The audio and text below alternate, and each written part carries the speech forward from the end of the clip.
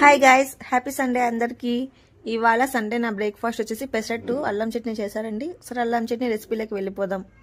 ముందుగా స్టవ్ వెలిగించుకొని ప్యాన్ పెట్టుకొని 2 స్పూన్ల వరకు ఆయిల్ వేసుకోవాలి.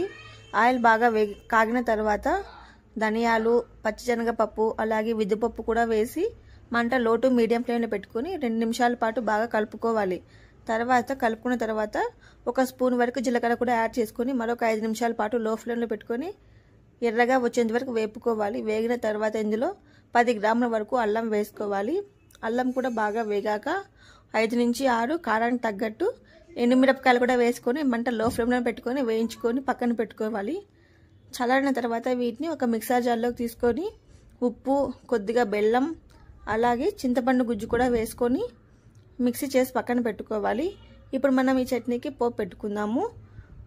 అదే ప్యాన్లో ఆయిల్ వేసి జీలకర్ర, కొద్దిగా కరివేపాకు కూడా వేసి ముందుగా మనం గ్రైండ్ చేసినటువంటి చట్నీ అంతా వేసుకోవాలి.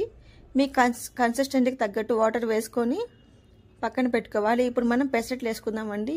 నేనైతే చిట్టి పెసరట్లు వేసుకున్నాను. పెసరట్లు వేసుకున్న తర్వాత దానిపైన తగినంత ఆయిల్ వేసుకొని 2 నిమిషాల పాటు బాగా వేగనివ్వాలి. వేగాక దోశ టర్న్ చేసుకొని 2 వైపులా బాగా కాల్చిన తర్వాత ప్లేట్లోకి తీసుకొని అల్లం చట్నీతో తీసుకోవడమే.